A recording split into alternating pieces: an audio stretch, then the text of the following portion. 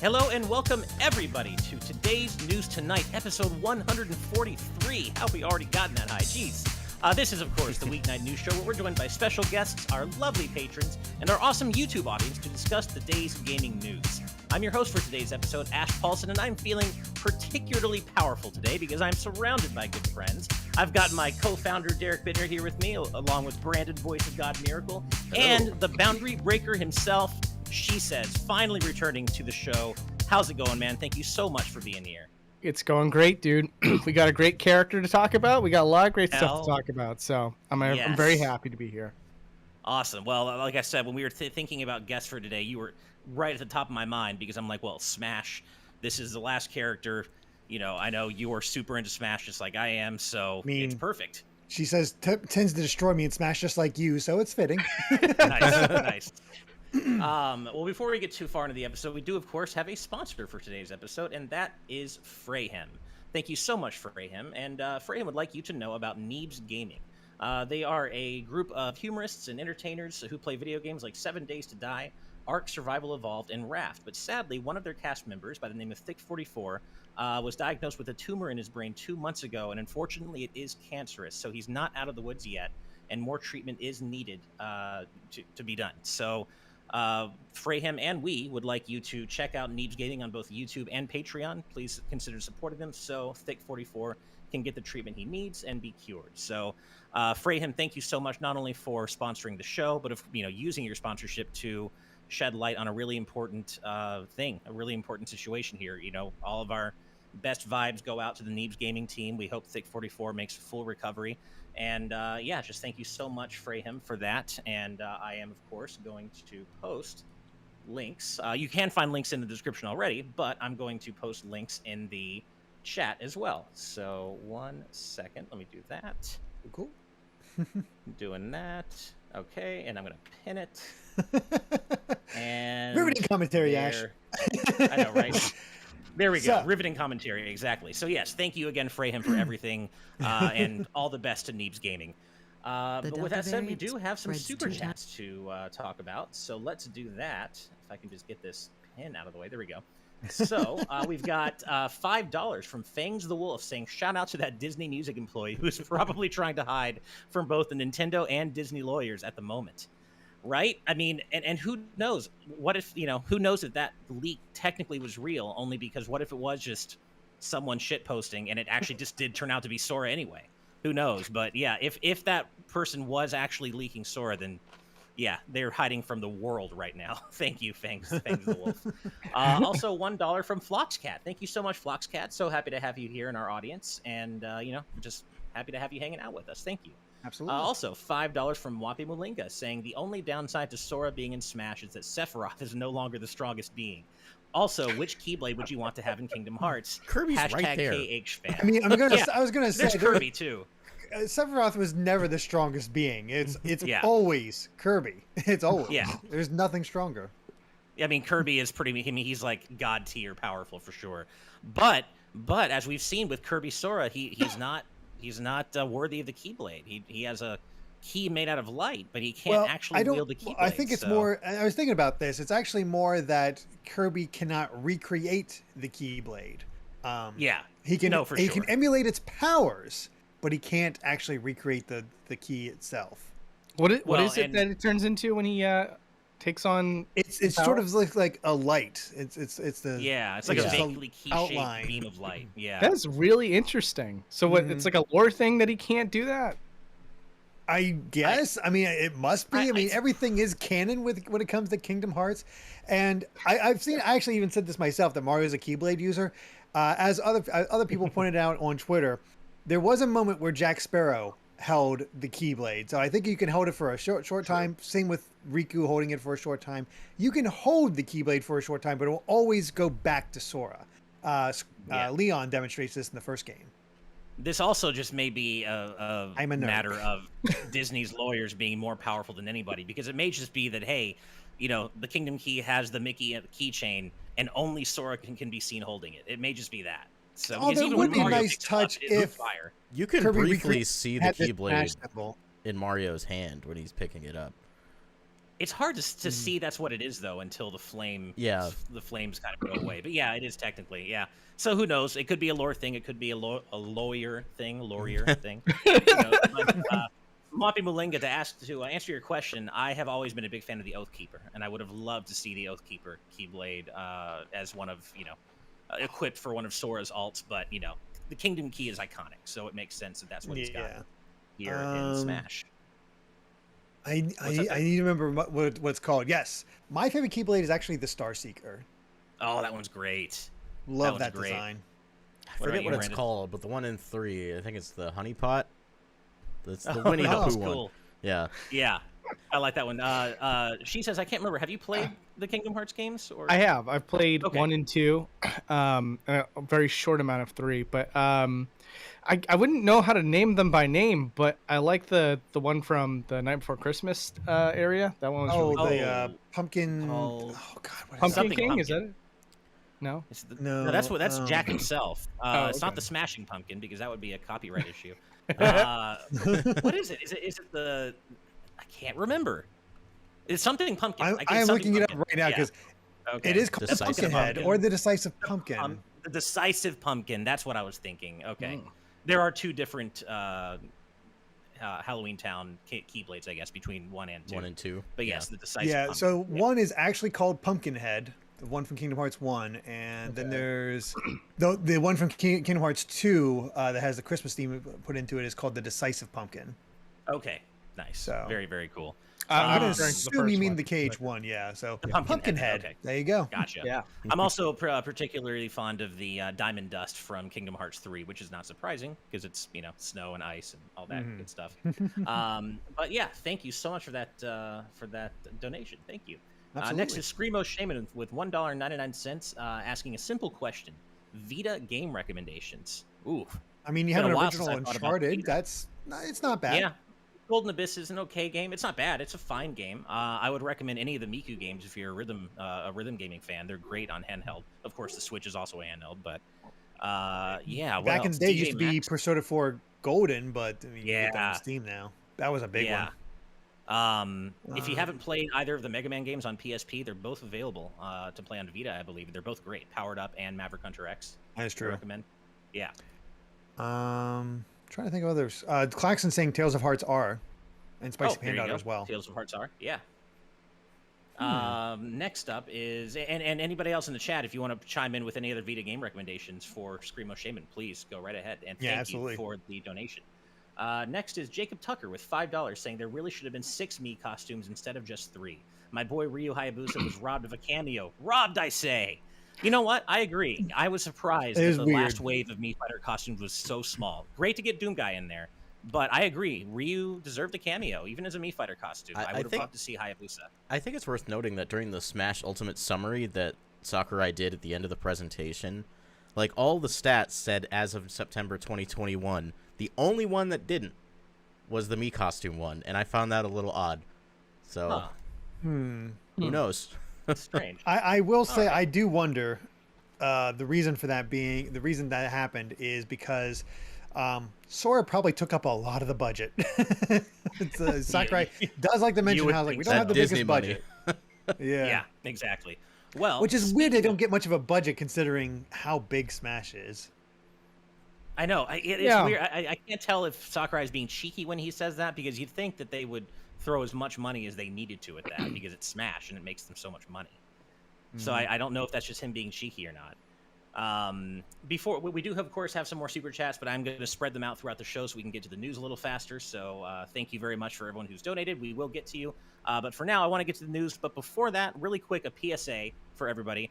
We're not going to be talking about the Twitch hack as its own news story because it's not only not directly related to gaming news, but I don't really feel comfortable talking about what people earn. You know, it's private information. It doesn't feel like good vibes to talk about that. So we're not talking about it. But if you are on Twitch, there has been a huge data breach if you haven't heard yet. So, change your password, enable 2-factor authentication, all that good stuff. We just wanted to make sure you all know so that you protect your accounts. But we're not going to be talking about all the stuff that came out of it because it just doesn't seem right. So, I had to take care of that earlier today. So yeah, exactly. Fun. So I'm glad you got to just it. be Yeah, same. Well, yeah. I mean, the two-factor was already on. I just had to change my Oh. password. Good.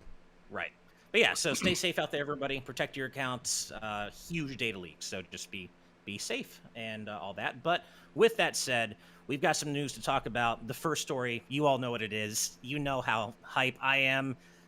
I don't even know what else to say other than my friends are my power. So let's get that story up on screen, man. So, as we all know by now, yesterday, Sora from Kingdom Hearts was revealed as the last DLC fighter for Smash Bros. Ultimate. For me, the best possible ending. I had my good luck charm here with me the whole time. I didn't truly believe it was going to happen. I mean, I kept the faith, but I knew that it was a really small chance. But somehow, the impossible was made possible, and it happened. Sora is here. I love that wallet, man. That's so cool. I love it too. That image that I used on the thumb, like I was so happy making the thumb today, like the image of Sora and Mario shaking hands, and Sora. I just still can't believe it. It's my But you all wallpaper. have already heard from me. Yeah. Oh, I know. Yeah. Same. And you all have already heard from me. Some of you probably too much. I'm so sorry for those of you who were wearing headphones yesterday during a reaction stream. I know I popped off and was very loud. So you've heard more than enough from me about this. She says you haven't gotten to talk about this with us yet. I want to get your raw take, your raw reaction. Sora is here. How do you feel about it, man? I think it's great. I think it's a great finish to the, all the reveals that we've had up to this point. I've actually predicted it. I have a tweet saying exactly this. I said that for the last DLC fighter for the second pass, it's probably going to be Sora.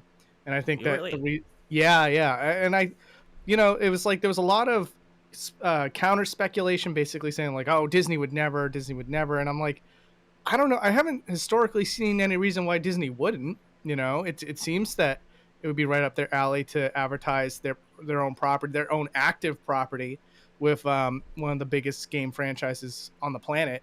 So I was like, and then there was also very like not a lot of buzz around it, but I've heard stories from various people saying like in private screenings for certain things, the CEO of Disney was asked, would you let Sora be in Smash? And he was reported as saying, I'm game.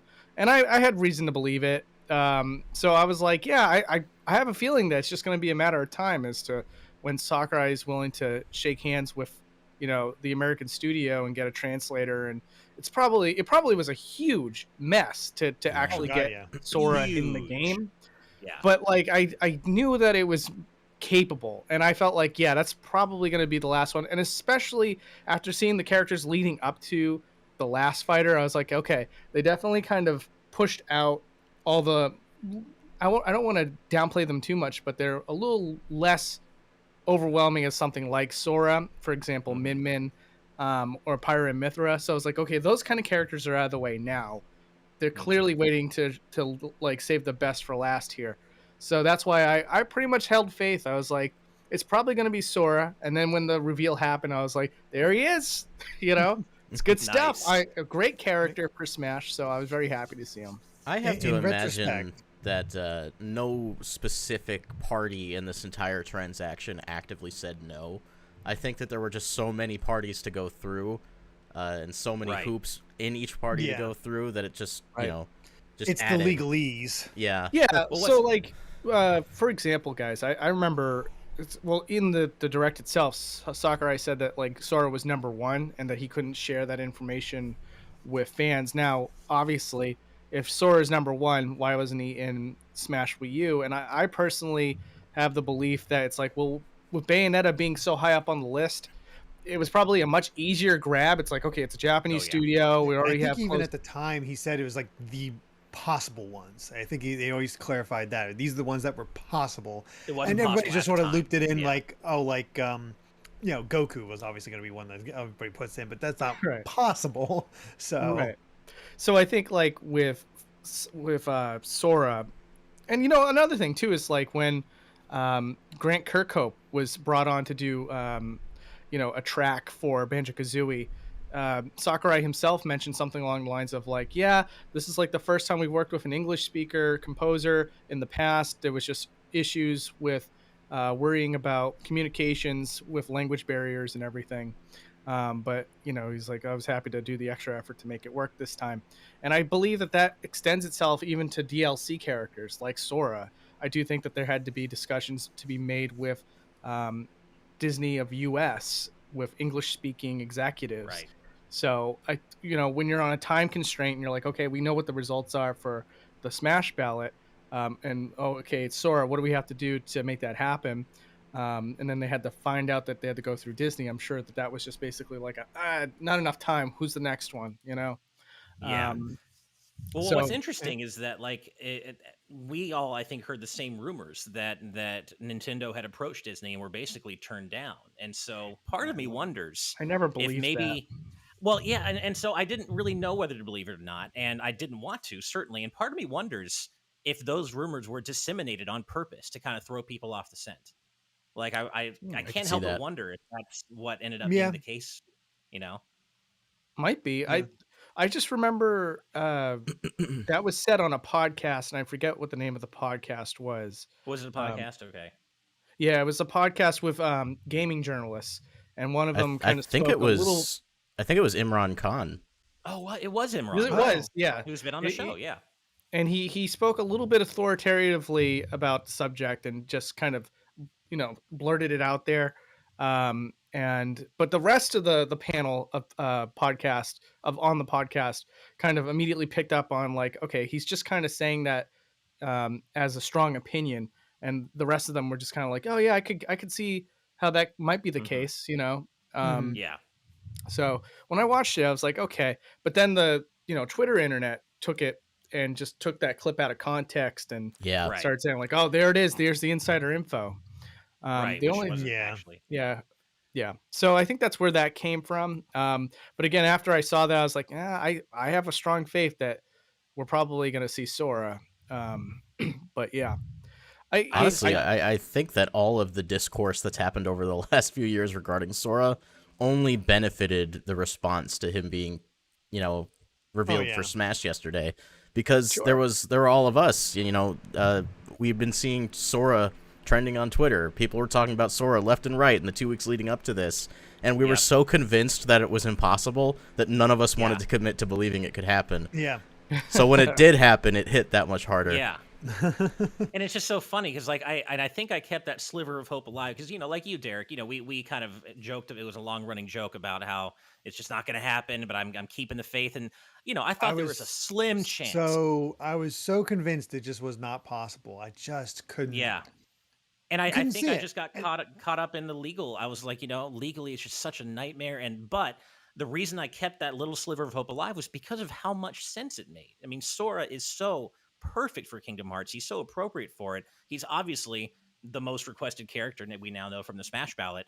And so I was just thinking, it just makes so much sense, which is why if anybody can make it happen, it's Sakurai and his team. And they made it happen, but I definitely wasn't willing to commit to being like, yeah, it's definitely going to be Sora, because I didn't want to break my own heart. Yeah, it's for our own protection. Yeah, exactly. Exactly. I guess for me, it's like, I appreciate the series. I played all the way through of Kingdom Hearts 1 and 2. So, but like not a super mega ultra fan. So I guess, yeah, for me, it was like Phoenix, right? Was like probably going to be the thing to make me bounce out of my seat.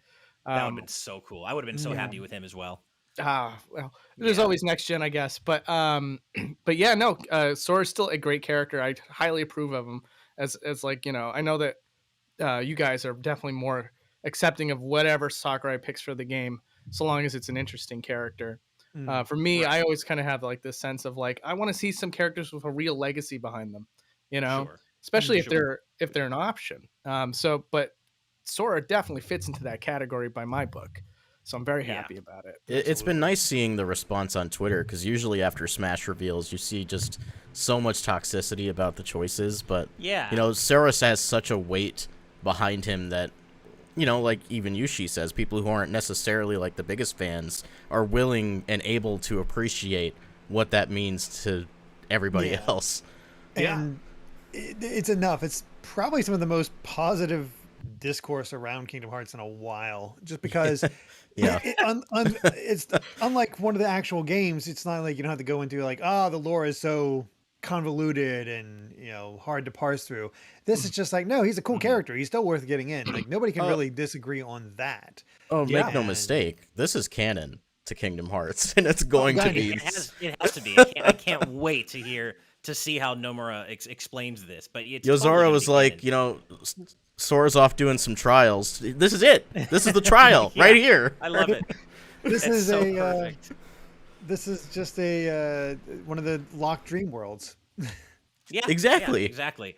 And this had been pointed out on Twitter, but I think I spent some time last night watching some reaction videos and just really soaking it all in. Definitely shed some tears, not gonna lie. But I think my favorite thing about other than the fact that he's just here, period, is the way he was revealed. So many other characters were revealed via big fights. They're having a big battle, but Sora is literally revealed. He's revealed by saving everyone. He saves everyone. So he good, flies yeah. around, twirls around with his goofy ass smile, being the hero that he is. And it is so Sora. It is so him. I mean, just his presence makes everybody happier, and that's exactly. sort of And his I love that thing. Yeah, everyone's happy to see him there, and I love that wide shot of him floating in midair. About to descend, where everybody's watching him. It's just so. What a perfect way to end everything off. It really. We collectively searched our souls and reawakened the undying light, and that's how Sora came to be. I love it.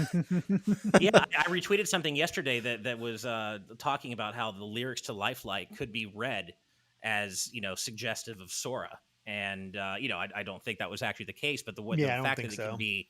The fact that the one can be applied to the other, though, is really cool.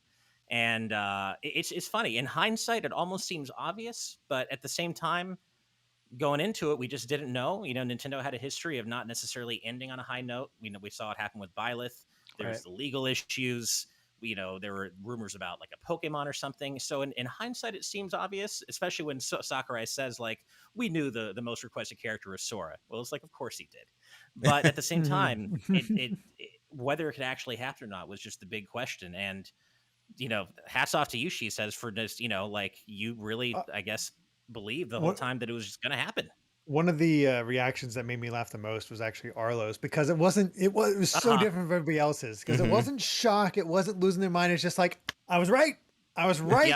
Yep. It's so funny. Complete self-satisfaction. It's like, all right. Did you guys see the one that I don't know who it was, and no shame on this person. I think it was a joke. I'm not entirely sure because it was taken out of context. But he saw the Mickey emblem of the Keyblade, and he said something like, "Are they really putting Mickey Mouse in Smash?" And I got a good laugh out of that.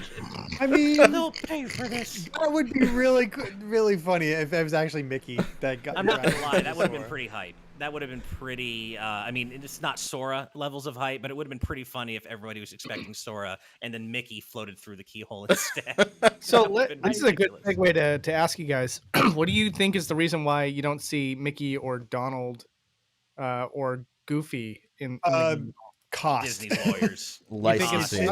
I think it's like those characters appearing is probably cost so much because Disney's famously tight with their characters. Like there's that old story about them suing a preschool that had drawn Mickey Mouse and friends on them, and they Disney sued them. So God, they're quite litigious with their characters, and having all those other ones that in ways that just probably was not worth it when there is so much original Kingdom Hearts content.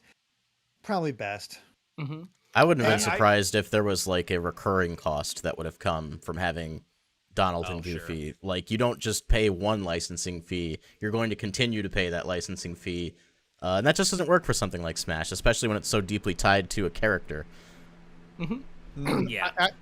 Personally, I think it's just there was something that Sakurai said at one point where he said like, "This is a celebration about video games, and we don't want to ever incorporate cartoon or manga characters into the Kingdom Hearts. Kingdom Hearts. Kitty Kong Facts actually mentioned the same thing in the patron chat. So you might be onto something. You could be right. Yeah. So I was thinking like, although there is a center point to the Kingdom Hearts games that involves Mickey and Goofy and stuff like that, it could have been like a creative decision on Sakurai's part to basically be like, we don't want this to distract from Sora being in the game, we don't want the conversation to elevate beyond the fact that we have the Kingdom Hearts main character in the game. So, Right. let's leave out the Disney properties. I personally It could think, be. yeah, because I mean, like, yeah, you're right. Like, um, Disney can be very iron fisted when it comes to seeing Mickey Mouse and things that they don't approve of. But I would like to think that if the opportunity was good enough, Disney would probably lend out those characters, wholesale without having to do like too much as far as paying extra.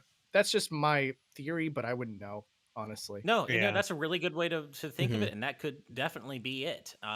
I will, I won't lie. I would have really liked to have seen Donald and Goofy do like Trinity Limit for his final smash. I think that would have been really hype. But Yeah. I do get that that could also take away from just Sora's presence in general, having Disney characters of any kind other than Sora himself. So, and frankly, I'm shocked that the keychain wasn't changed. I always assumed that if Sora got into Hmm. Smash, That's it would be the mind-boggling to Kingdom me. key, but that it would be like the Smash logo on the keychain.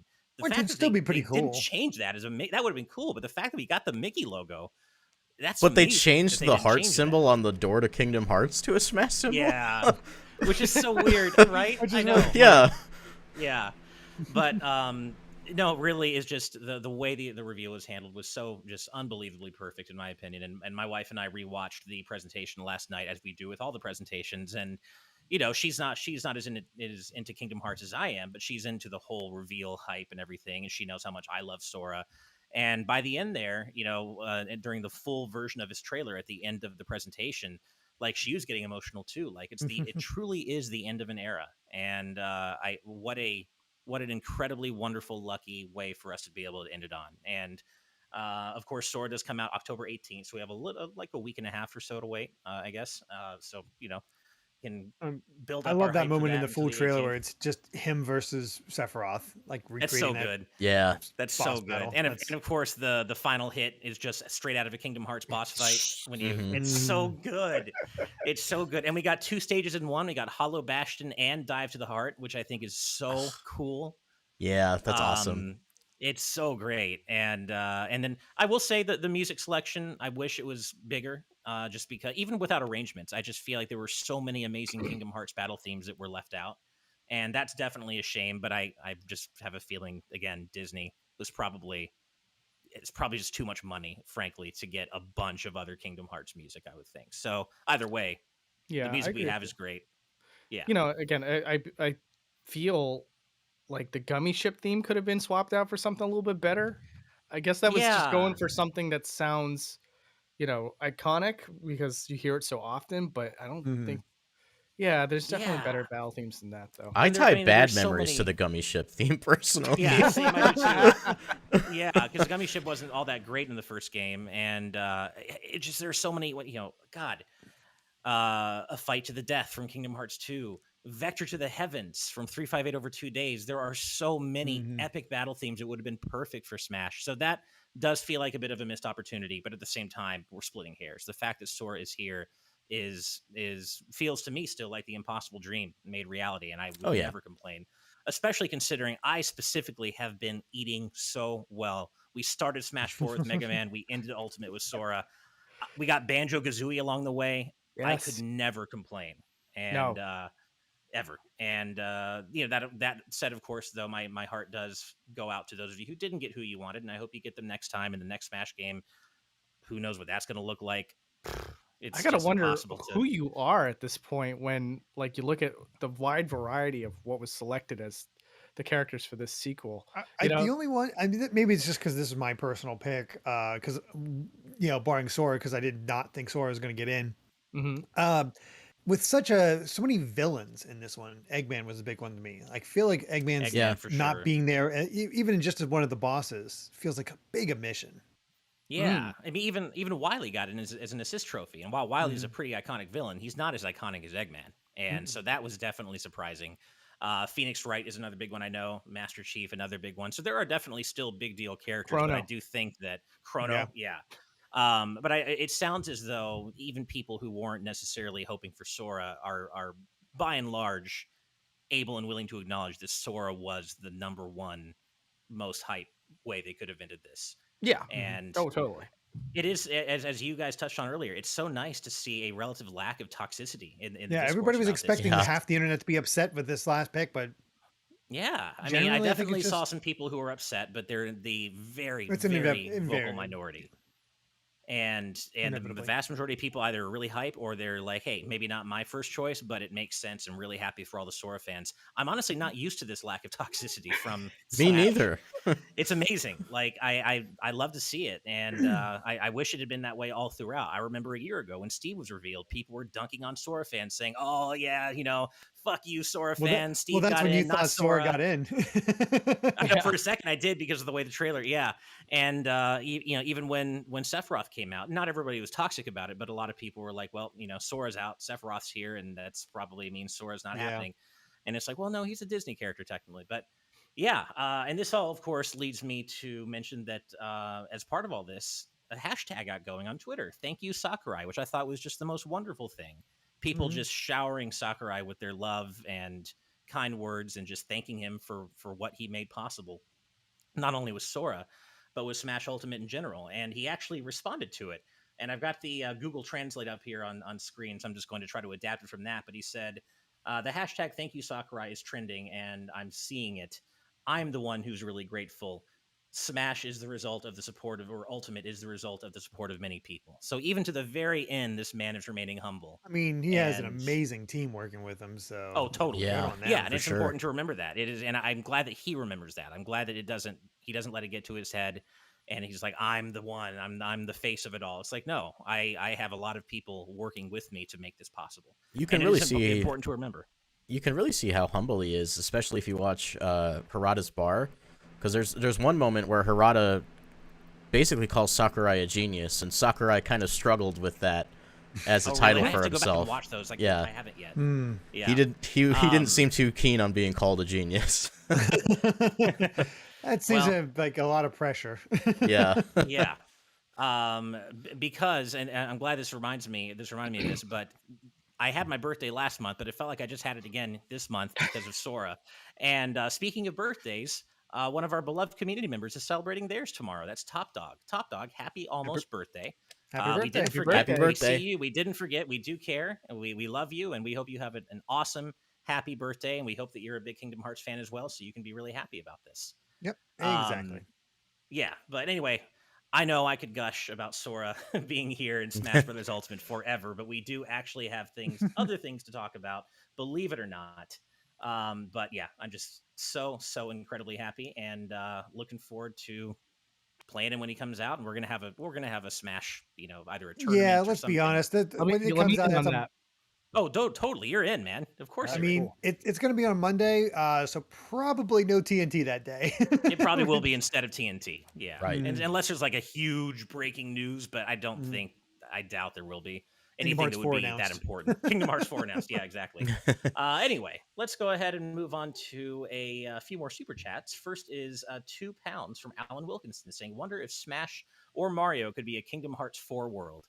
Well, if Nomura does make this canon, which I think he will, who knows? I don't see a Smash World happening, I but don't think a Smash World. No. God, how hype would it be though if he actually like visited the Mushroom Kingdom? That would be so cool. Not when it's cross-platform. I just don't see it happening. Yeah. Oh, but that's no, that would never happen. But God, that would be awesome. But yeah, I mean, just the fact that it would be out on any consoles that aren't Nintendo ones kind of puts the kibosh on that. Jaden Buck with $5 saying, I already said this on Twitter, but did anyone else realize that Sora was announced during the 50th anniversary celebration of Disney World? No, I didn't. No, I completely missed that. That's so Well, there cool. you go. I Yeah, heard on that a related. during the reveal that people at Disneyland were cheering, and you could hear it happening if you were there. Oh, really? Yeah. I didn't hear Oh, about really? that. That's Yeah. awesome. I hope somebody got footage of that. I'd love to see it. Me too. That'd be really cool. But on that note, though, some other things that people, including I think all of us here to varying degrees, noticed. It's just some cool things. Version 13.0 is when Sora's coming to the game. He's coming out 13 days after his announcement. He's the 13th DLC character if you count Pyra and Mithra separately. There's no way all of that's just a coincidence. Sakurai has been playing 4D chess with us this whole time, and I just there's no way. Maybe one of those things coincidence. All three? Mhm. Nah, come on, no way, no way. Next is $4.99 from Lily Blue 53 VTuber. Thank you so much. Saying, been a long time fan of you guys. Happy to see Ash get his dream character after hearing him ask for Sora for years. Much love to all of you. It Well, has been thank you, years. Lily Blue. It has been years indeed. Much love to you as well. And yours is a new name I'm seeing in the chat. So thank you for being here, joining us. We hope to see you, see you around the chat more in the future. Thank you.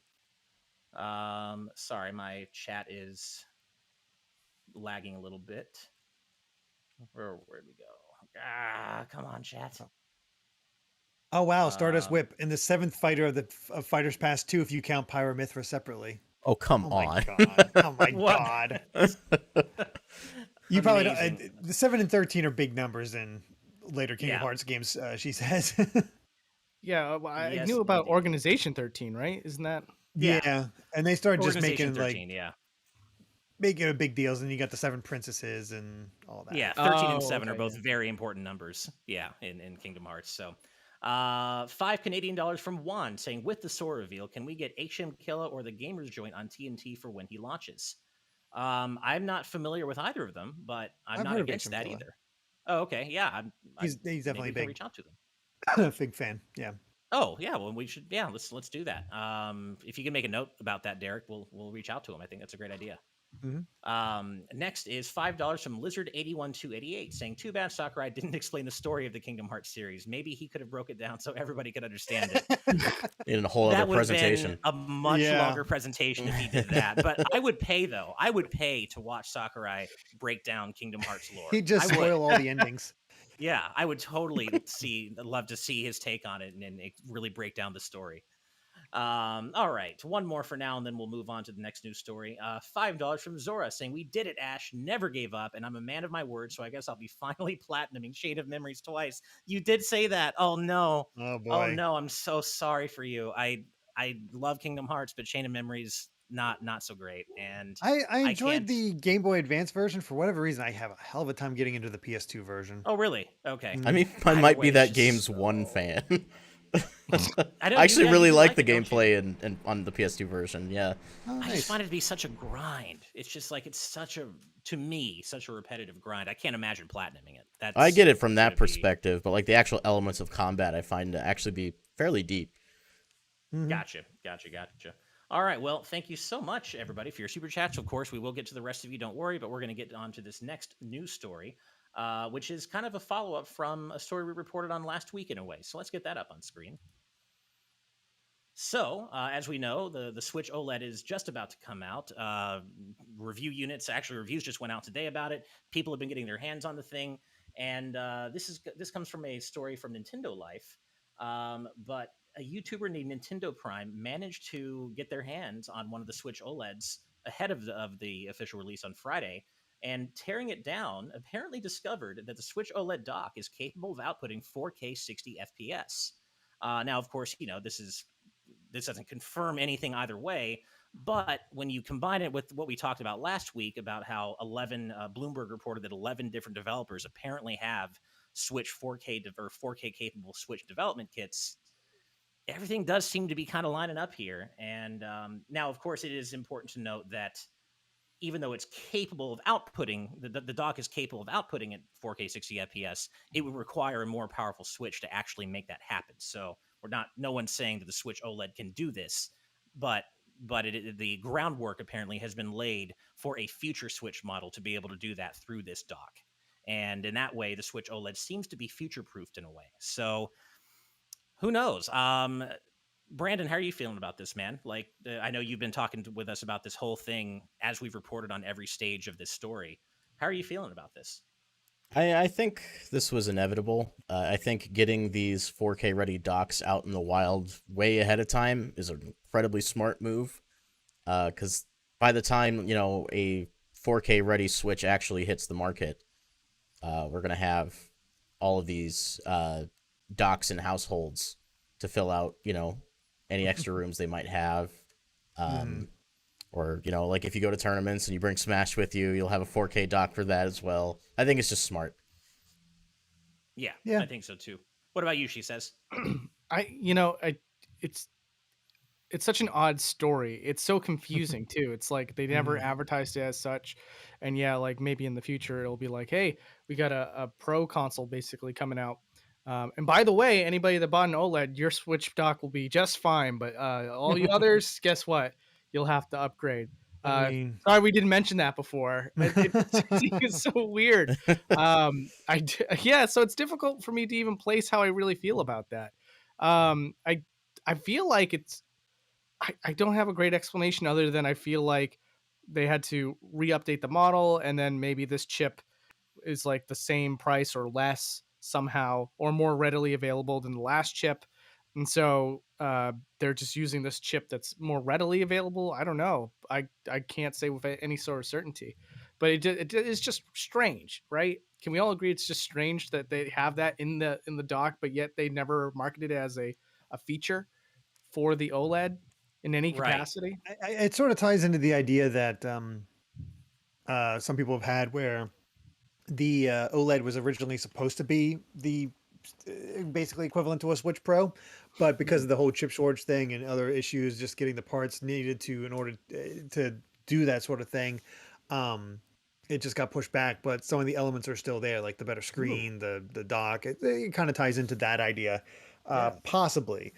But I mean, as far as me coming down on this story, it's like this is cool. Um, but until it's out, I don't care. It's I like I mean, I yeah. think marketing the dock as 4K ready would ultimately work against Nintendo in this specific circumstance because they don't have the hardware out there that is 4K ready. So telling people that the dock is 4K is just Right. confusing the messaging. Right, right. Well, yeah, and But it would encourage people to wait too. Be like, oh, well, if the dock's True, 4K, that but that the as Switch well. OLED isn't 4K, I'm not going to buy this. I'll just wait till the inevitable 4K Switch. I like the theory put out by Derek there. The idea that like it's kind of like a unused developer as the Uh-huh. Boundary Break guy. This is just like blowing Yeah. off fireworks in my brain right now. It's just unused hardware left by the developers. Uh-huh. Exactly. They'll Yeah. use it eventually, but it's like, well, we got these parts. We might as well use them, upgrade it a little bit. We don't have anything to upgrade it fully, but here's the state we can get it at now. Or So, it's even just like they had certain stages during this production and they were like, okay, we got the chip here for the dock. And then they, like you said, they welched on this idea of doing a pro console, a 4K console version due to the shortages. And they're just like, well, we already have stuff ordered for the dock. Do we just continue with that? Well, why not? It's not going to really cut into cost that much. So let's just do it. You know, that's a Mhm. possibility. And it's better to Yeah. get those out now than just keep selling people a dock that they're going to have to replace. yeah. It would look bad if they did that. Right. Yeah. Nintendo Prime does point out specifically, like I kind of mentioned earlier, that while there is an ARM-based chip in the dock's motherboard, it's not powerful enough to upscale a 1080p image to 4K, which is kind of what I meant by the future-proofing is there, but the guts of the current Switch just aren't enough to be able to actually output that. So, but it just does feel like the groundwork's being laid. But Derek, I agree with you. At this point, I'm so tired of hearing about it. I just want this thing to be real. I know, You right? know, Yeah. and I do You think reached it's the point inevitable. where I was when it came to Yeah. freaking what was it? What was the code name for the Switch? I can't blanking right now. The NX. whole NX. Yeah, it's like I'm Yeah, tired of the it's NX. just like- I don't care. Just give me something tangible to work with. Great. You Yeah. know what is tangible? Metroid Dread. You know what's getting great reviews? Metroid Dread. When's it coming out? Hell yeah. Friday. I Why isn't it can't Friday? Wait for that. I can't. All of us obviously cannot wait for Metroid Dread. I cannot. I'm so excited. Apparently it has But teeth yeah, too. There's a lot of. I've been hearing it's actually pretty tough. Which I've heard that too. Yeah, I've heard that as Yes, well. please. So, Okay. but yeah, I do think this 4K Switch thing. I do believe it's inevitable. I wish we had Steve here to talk about it. He is our resident tech expert.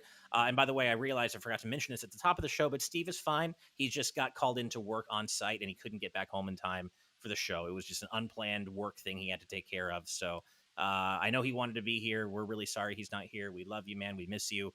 But yeah, work called, duty called, which is why he's not here today. But he'll be back on Friday. So you had to so- reference it, Ash. We could have just not talked about it and left people wondering, and then be like, "Who's Steve?" and have the whole Shion explanation. Oh my God, that's true. That's true. That would be too mean though. I couldn't do that. I I'm love Steve now. Yeah. Okay, well, let's go ahead and read out a few more super chats and move on with the news. First, we've got $5 Canadian from Style Boys saying Sora and Smash still feel like I'm dreaming. Getting to see you guys' reaction and Roger's Base's reaction was exactly perfect. Like, dude, I love Roger. I want to get Me him on to too. talk about Sora as well. He goes We love through him to death. so many headphones. His He headphone does. cable always comes out, and I'm like, bro, Always. get Bluetooth Always. headphones. Yeah. Yeah, no, I think he broke his headphones during the Pyramyth reveal. And He then did. And then I saw, Yeah. and then I saw this one, and he had to like plug in his whole headphones while he's like freaking out over Sora. It was so good. Oh man. Okay, wait, we're gonna put you on the spot. She says so. Bongo Lover with $10 Canadian saying, "Hey," she says, "do you drink Danimals? If so, what flavor?" Ash by far had the best Sora reaction. So happy for you. I'm chugging a cold bottle of Danimals in your honor. Also, Brandon Bongo's proud of you. I'm glad people are still proud of me, I guess. It was a little past my time, I guess. Those came out when I was I was an adult, and there's no reason why I can't try it, but it was, marketed towards kids, so I just never taken the opportunity to find out what it's like. Isn't it just yogurt, basically? Yeah. Basically, It's yeah. just drinkable yogurt. Yeah, it's like Go-Gurt, basically. Good. I've had Go-Gurt. Those have Yeah. interesting flavors. I like those, but no, not Danimals. Sorry to disappoint you. This whole thing stems from us reporting on Sonic or on Bongo the Danimals monkey being a guest character in the Sonic mobile game, and it has become part of GVC lore. So Bongo Lover always asks every one of our guests what's their favorite flavor of Danimals is, or if they drink Danimals. Oh, I And, see. yeah. Okay. Yeah, Yeah. we love you, Bongo Lover. Thank you so much. We love you. Love you to death. Next up is £1 and 79 pence from Mr. L. I'm not going to read this out because I don't find it to be particularly appropriate, but you also may not have meant it that way. So all I'm going to say is my wife, she comes way before video games every time. Like, I love video games. I'm so happy for Sora, but my wife comes first every time. I put her number one. So that's all I'll say about that. $4.99 from Neo saying Nomura was only allowed to use Mickey as a cameo in Kingdom Hearts 1 and couldn't allow Disney heroes to meet each other. It's amazing we even got what we got. It is. It really is. It is incredible that this happened. I mean, it can't be overstated just how many legal boundaries had to be crossed to make this possible. So the fact that we got Sora and Smash really is incredible. And thank you so much, Neo. Next is $2 from Shesez64. That's a new name. Nice to see you. Nice to see you in the chat. Asking, what's everyone's favorite Kingdom Hearts world? Ooh, that's a good one. I really like the Tron world from Kingdom Hearts 2 and Tron Legacy from Kingdom Hearts Dream Drop Distance. I think both of those worlds are great. What about you guys? Timeless River. It's hard to get past. Timeless River's so good. Yeah. Yeah, that's a really good one. I gotta say, Halloween Town definitely just like that was the incredible get for the original Kingdom Hearts to have Halloween Town in there. That one's always been pretty big. Yeah. I agree. Sadly, my answer would have been one of those three, and I'm not even joking. I mean, fair enough. Yeah. I can switch my answer to Toy Box. I found Toy Box to be pretty fun too. There we go. I'll take Timeless River then. There you go. Perfect. Okay. Timeless Liver. I feel like there's a use drinking that to related drinking. Yeah, exactly. I have to read this out because it's so good. Kitty Kong Facts in our live audience patron chat says, Ash, what if they made a Palpoo fruit flavored Danimals? I would be honor bound to try it just because it's Kingdom Hearts related. And then Gemini adding to the GVG. Yeah, exactly. And then Gemini adding to the GVG lore, plot twist, Brandon is actually Steve's nobody, and she says is actually an imperfect replica of Steve that gained an individual identity. What a twist. So where's Steve's heart right now if I'm his nobody? He's off starting the Great Ape War. It's in some heartless, whatever. Yeah, exactly. All right, next up is $20. Wow, thank you so much from Super Otaku Smash Brothers Whelp. I love it. Saying people need to realize should/but shouldn't be in Smash Ultimate, as in Sora should be almost an impossibility considering the legal nightmare behind his character. Both Square and Disney literally own parts of that character. Yeah, that's exactly what we've been saying. It is incredible that it happened and a legal nightmare. And it's amazing that it happened. Yep. Thank you so much for the $20. It's very generous of you. Next is $5 from Master of Hamsters, saying this is also the first time Sora is ever voiced outside of Kingdom Hearts. He wasn't even voiced in World of Final Fantasy. Yeah, I'm pretty sure they're just using clips of Haley Joel Osment from the games themselves. I don't think he's recording new lines, but it's still really cool. I'm glad it's not just his Japanese voice. Like, to me, Sora, it's Haley Joel Osment's voice. It's just, you can't have one without the other for me. So I'm really glad he's voiced in English as well. Yeah. Next is $4.99 from the Vidiots, saying, "Oh, that Sora trailer was so good. I'm so happy. Even my brother, who doesn't care for the series, said it was the best in his opinion. So many feels. That's awesome. That just goes back to what we've been saying, is how cool it's been to see so many people being able to step outside of their own wants for a character and be like, no, okay, maybe Sora wasn't my number one, but he deserves to be here, and I'm really happy for his fans. I think that's really cool. So hats off to your brother." And then one more for now, then we'll move on with the news. Klaxon with $19.99. Thank you so much for your generosity, saying, "Remember, Dissidia was pitched as a Kingdom Hearts game, but Disney didn't want their characters associated with a fighting game. That may be why they aren't even in the Dive to the Hearts of Sora and Riku." And yeah, I didn't say it earlier, but that could have something to do with it. Just the fact that, at its base, Smash is a fighting game. And even though it's cartoony violence, it's still violence. And it may just be that, they don't want their characters associated with that. Nickelodeon has no qualms. Yeah, clearly, Apparently not. Clearly not. And Also a little weird to Nickelodeon, think we'll be about talking when you think about like the classic Disney cartoons, which were very violent. Yeah. I know, right? True. Incredibly, yeah. So it's just, I guess, current Disney. Maybe that is the reason. Who knows? If you've never watched the one with the Mad Doctor, watch the Mad Doctor. That is legit spooky for classic cartoons. Is it? You could watch you could just watch the first Mickey Mouse cartoon ever. Pretty sure in that cartoon he grabs a cat and like yanks its tail and like turns it into something, and like the cat is not enjoying it. Yeah. No. Oh man. By the way, sorry if you can hear some talking or noises in the background. We've got some people working on repairing our air conditioner right now. It was kind of an unplanned maintenance, so I apologize if you can hear them. But with that said, let's cut off the super chats for now. We'll get back to the rest later, but let's go ahead and move on to our third story, which brings us back to Kingdom Hearts. So let's get that up on the screen. So it's funny. I originally was going to just have these two stories lined up next to each other, but that was before I found out Steve wasn't going to be on the show. So I didn't want him to have nothing to say for like 30 minutes, but he ended up not being here, so it was all for naught. But yeah, so in addition to Sora getting into Smash, Kingdom Hearts also made some 20th anniversary announcements. They dropped a whole trailer, and the first part of this was technically announced during the Sora presentation. But Kingdom Hearts 1.5, 2.5, 2.8, and Kingdom Hearts 3 Remind are all coming to the Switch as cloud versions. I know that's not what everybody wanted to, how everybody wanted to get Kingdom Hearts on Switch, but at least they're going to be on Switch at all, and now in addition to Melody of Memory. So we finally do have the series on Switch. No release date for those cloud versions yet, but they are coming. Yeah, that's the hope. Is I haven't really played any of the cloud versions of games on Switch, like Resident Evil 7. So I don't know how stable they are. Brandon, have you tried any of those? No, I haven't. Really no interest in it, to be honest. I mean, same. Even if they, like I said before, even if they weren't the cloud versions, I wouldn't be picking them up because I have all of them on PS4. So. Exactly. Same. But it's not weird. I'll probably pick them up because I do have also that collection on PS4. It was really cheap. It was only like $20 or something like that.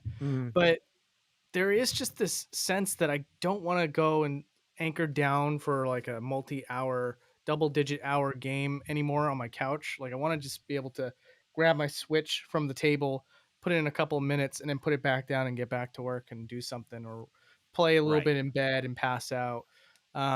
So like, as much as I really want to jump right back into the Kingdom Hearts franchise, that's been something that's been making me put it off. I even still have that copy that I was just referring to in its shrink wrap, despite the fact that I really wanted to play it. Yeah. Nice. So this cloud version is probably right up my alley, so long as it's stable, like you guys said. So I'll definitely give it a chance and see how it works. But I got pretty excited about that. I was like, that's what I'm looking for. Yeah. So hopefully it's good. I'll be really interested to see how Kingdom Hearts 3 looks and performs on Switch, because there's gonna have to be some major concessions made there, I would imagine, given that game's visuals, compared to the older Kingdom Hearts games. So I don't know. I know that's not the way that people wanted the Kingdom Hearts games to come to Switch, but I would say it's still better that they're coming to the Switch at all, even as I think it was the cloud only versions way of you that were going to console. get 3 at the very least on the Switch. Yeah, Exactly. theoretically, there Exactly. doesn't have to be any concessions if it's just cloud streaming. That's true.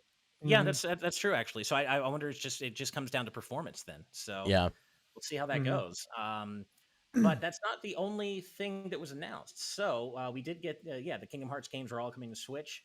But Kingdom Hearts Union Cross, the mobile game, is getting an offline theater mode that is apparently available Thank- now. I haven't checked it thank out. God. They announced it. They announced it a while ago, but we Yeah. weren't sure when the theater mode was coming. And I do want to check that out because from everything I too. looked into that plot, it seems like it gets pretty wild.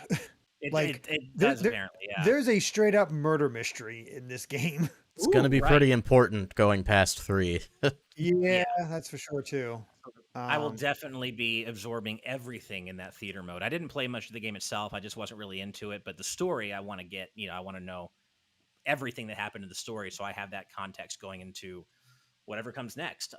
There's also Kingdom Hearts Dark Road is finally getting an ending, which is arriving later this year. Apparently, they've been treading water for a while. I haven't been following Dark Road's story, but it's apparently going to finally end later this year, and hopefully that also gets to digest because that's clearly going to be important to the story going forward as well. That seems less important unless they throw something in Then at the Union end because it's Cross. just like, Yeah. how did Xehanort get to be like Xehanort?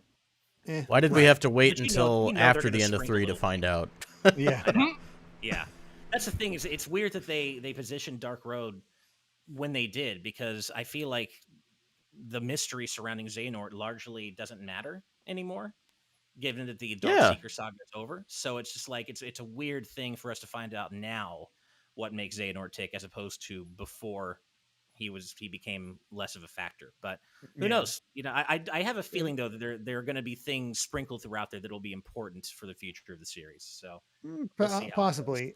Gemini in the patron chat says, PSA, the theater mode within Union Cross itself is not great as it doesn't do it in a full chronological order. So I would genuinely recommend just watching a YouTube video with all the cutscenes, which I would recommend as I actually love the story of Union Cross. I need to look that up and Oh. just like find That might be like better. which one do I watch? Sit down and watch that and catch up to what the heck happened in Union Cross. 'Cause I remember watching up to a certain point of what was going on in it, but they weren't even finished by that point. So I'm like, dang it! So I just sort of Yeah.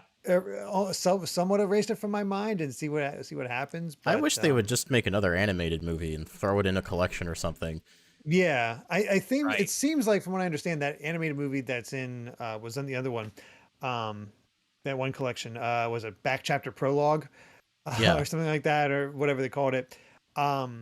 Is meant to be from the Union leader's point of view, and the mobile game is from the Keyblade wielder's point of view. So you still Mhm. get that sort of stuff, but it's not. I guess you get a little bit expanded from it. So, yeah, exactly. As Gemini says, back cover barely even covers the first third at this point, so Right. it's Yeah. barely any of it. Yeah. I will say though that one of the other things they showed off there in this trailer was new merchandise, and they're selling the chess set from Kingdom Hearts 3, which I'm like, That's pretty What? cool. damn, that is I pretty kind of cool. want that. Yeah. It's reminding me of Daniel who wanted that Tales of Arise chess set when we were at PAX. I know. Now there's a very chess set similar for to that. It me. looks so nice. I know. Mm. And also there is going to be a 20th anniversary event. That just the fact that there's going to be one was announced. We don't have a date or anything. We don't know what's going to be there, but there is going to be a 20th anniversary date coming at some point, and I can guarantee you we'll be reacting to it, assuming it's a streaming event, which it probably will be. So I hope there's we'll a see. concert. We'll see. That'd be Oh cool. God, please let there be an anniversary concert. That would be awesome, and I Yeah. would be there in a second. She says, I know a lot of this is covering Kingdom Hearts games you haven't played yet. Do you have any intention to go back and play 3 or any of the other like Melody of Well, Memory, Union Cross? I would kind of recommend doing a couple other games before 3, at least Birth by Sleep. Yeah. Well, of course. I And just Dream mean Drop the rest Distance. of the Oh, yeah. series in general. Yeah. I'm not, I don't want to bring the mood down a bit, but I don't know if I would pick up 3 again because I tried okay. it briefly and I do know it's more lore heavy than the other two. Like the other two are more intrigue, and then 3 becomes like it's very like it as far correct me if I'm wrong here because like obviously I haven't played it nearly enough to know for certain, but doesn't that one more so embrace the collective lore more than any of the other two games. Yeah, because there's unlike the time between Kingdom Hearts 1 and 2, there was only one game in between those, and between 2 and 3, there's like 5. A lot. Right, yeah. Yeah, Birth by Sleep, and Dream it's Drop building Distance, off those. Coded. Like Birth by Sleep might as well be called Kingdom Hearts 0, and it's just as integral to Pretty how it all much. goes down. And Dream Drop Distance might as well be the actual 2.5. Birth by Sleep is one that I'm very interested in playing. Birth by Sleep, I think, is good. still one of my favorites. Really, I think it still is my favorite. I think I would It's so recommend you play Birth by good. Sleep. Yeah, it's really good. It stands on its own very well. If I'm entirely honest, I love it. I love the series at its best when it's like it's just worlds from Disney that I care about, and also the Final Fantasy like cameos that you'll see. And that's a weakness of 3 as well. Is that not all, until you get to Remind, there's no Final Fantasy cameos. Yeah. Which I was like, whoa, that's a big blow. Because I'm excited about who's gonna be there, and when it's nobody, oh my god. In more ways than one, since there's the nobodies, but I was gonna say.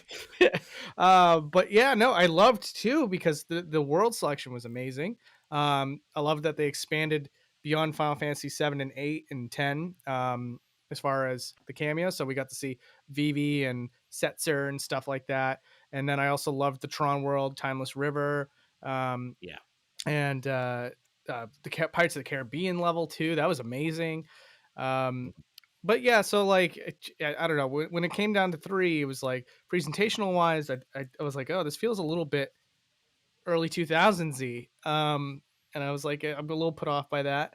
And then the gameplay was a little bit bloated with the all the like that giant, it was like Disney rides basically. Attractions. Which got introduced with no explanation. I don't understand that one. Yeah. They fortunately patched the game pretty soon after release to make them less intrusive to battles. They're a lot more easier to ignore now if you don't want to use them. I mostly didn't use them either. But no, I get it. I mean, Kingdom Hearts is different things for different people. If you're not into the original lore and characters as much like we are, then there isn't as much for you in 3, and I totally get that. I think if you want more Disney, I think Dream Drop Distance might be another good entry for you. I think so too. Because the worlds in that one are pretty substantial. If a little empty, because you got they're a little empty. But you do have really cool areas like the Tron Legacy world. You get there's a whole Tron Legacy Hunchback, really Hunchback, 3 Musketeers. Yeah. Okay. One based on Fantasia. Yeah, that one's that's really a cool. really cool Which one. Is this the 3DS one? Is that? Yeah, it's the 3DS one. Okay. Which is now part of 2.8. You can play it in HD as part of Kingdom Hearts 2.8. Pinocchio also gets his own world actually, rather than just Monstro. In Dream Drop Distance. World. Yeah, in Dream Drop Distance, you get fantasy Pleasure Island. Right. I gotta play this. It's There's world too. It's way better. Your Square Enix characters this time around. I don't know if you've played it, but it's with the world ends with you. Yep. So you get those characters. Yes. I think I saw that. Which I did. Chwooey is also like how I like to call it because of the. But I never got into that series, unfortunately. But yeah, no, everything else sounds amazing. I would definitely look into that one. Dream Drop. If you're interested in Disney worlds, that's probably one of the. It has a pretty strong selection. They're a little empty, because they want to make room for you. As Kingdom Hearts worlds tend to be. Yeah, you can say the same for Birth by Sleep. It might even be worse in that game. But I find the overall gameplay in Birth by Sleep to be more fun. But yeah, I guess it just depends on what you're looking for. And Birth by Sleep gets some really cool worlds with like you get a different version of Neverland. Essentially, you get to explore more. Right. Yeah. And that's really neat. And Kingdom Hearts 3 does that with Pirates of the Caribbean, which I think the world of Pirates of the Caribbean is better in 3 than 2. Wow, it's pretty good in 3. You get your own ship. You get to sail around all the islands and do all kinds of side quests and stuff. That's cool. It has its own little fetch quest that you can do if you want. Yeah. Yeah, I love this. Nico Bra in our live audience chat says we're spending most of our lives living in a prankster's paradise. That's the name of the Pinocchio world. But yeah, no. If you're more into the Disney stuff, she says you should play Birth by Sleep and Dream Drop Distance at least. I think you'll really enjoy that. Yeah. I have it downstairs. I may actually genuinely do that after we get off Nice, Nice. this episode. All right, but yeah, so that's basically the crux of the Kingdom Hearts 20th anniversary announcements and teases. We'll see what happens with that event whenever it's announced, and yeah, we'll go from there. And we'll of course report on it when the cloud versions of the games get an actual release date for Switch. So yeah, well, with that said, let's get to a few more super chats. $4.99 from Diamond Death saying Bayonetta probably won as the cheapest to put in 2 Smash games, 4 and Ultimate. I can't imagine paying to use Sora for both games when Ultimate is coming. Well, I mean, it could be that, but I also think Sakurai kind of already laid it out for us. He just said that was Bayonetta was possible at the time of the characters who were possible at the time. Bayonetta was, who they went with from the fighter ballot. But Sora, I think, just wasn't possible at the time. They needed more time to get all the legal agreements in place, and this has been worked on for years now. So that's kind of what I think it is. I think he was being honest when he said that, but that's also possibly true. Thank you so much, Diamond Death. Next is $5 Canadian from Jared Helder saying, who are your favorite DLC characters in Smash when considering their original game, mechanics, stage, and music? For me, it's Hero or Min Min. Well, it's about to be Sora. I can tell you that. Man, I mean, Hero's a good one just because Dragon Quest XI is such an amazing game, but the music that we got, I feel, wasn't great. So, I mean, for me, it's probably Hero, but I also got to give a shout. Well, Banjo-Kazooie as well. I love Banjo-Kazooie. I love the game. I love the music. I love the characters. I love their stage. And Terry. I got to give a shout out to Terry. You know what? I was actually so just thinking that Terry has an amazing stage, an amazing selection of music. Yeah. I just don't have as much connection with the character, but it kind of makes me a fan just because they did go so hard for it. Yeah. I think King of Fighters Stadium still is my favorite DLC stage. It's up there, at least. It's one of my favorites. And of course, Sephiroth. I mean, we finally got more Final Fantasy music. Northern Cave is an awesome stage. So the remixes on that one was amazing. I love the remix music for Sephiroth. Yeah. So yeah, those are I think collectively our favorites for sure. Thank you very much, Jared. Next is $2 from Sean Horace with a retracted message, and I don't see one from another retracted message. So I don't know what you were going to say, Sean, but thank you either way for the donation. We really appreciate it, and I also don't recognize your name, so thank you for joining us. Next is $5 more from Super Otaku Smash Bros. Whelp saying Mario, Sonic, Pac-Man, Kazuya, Terry, Joker, Ryu, Sora, Banjo-Kazooie, Steve, Mega Man are all in the same game. Seeing those companies at the credits. I know, seeing Disney's name added right there at the end. Yeah, exactly. Sounds like a bad E3 leak. It really does, right?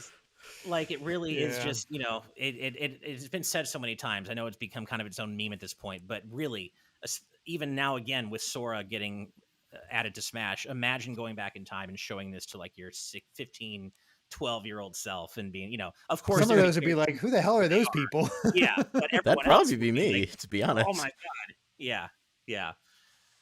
Next is $5 from Esax08 saying, just wait until Sora releases Ash in his air game breaks the meta. LOL. Yeah, it's funny. Like with Mega Man, I learned him because he was my #1 dream character, but he has a high learning curve. And so if I didn't have so much love for the character, I don't know if I would have mained him, but I learned him because I had to main him. He's Mega Man. Sora seems like a character. Obviously, I'm going to main him too because he's another dream character of mine. But he seems like a character I would like to play anyway, based on what we've seen in the presentation. I agree. Yeah, seems like a character I would already want to play. So that's going to be really cool. All right, one more for now, then we'll move on to the next news story. $5 from Hylian Dread saying, happy about Sora. Sad Crash Bandicoot was snubbed completely, 4 years and nothing. Yeah, Crash is a big one. Crash is a big one that wasn't meant to be, didn't make it. As I've said, I'm personally not a Crash fan, but I know how important he is to a lot of people. And Activision shit aside, I would be very happy for Crash's fans if he did get in. He's still standing outside Nintendo HQ yelling at the building. Yeah. Security, don't let him in.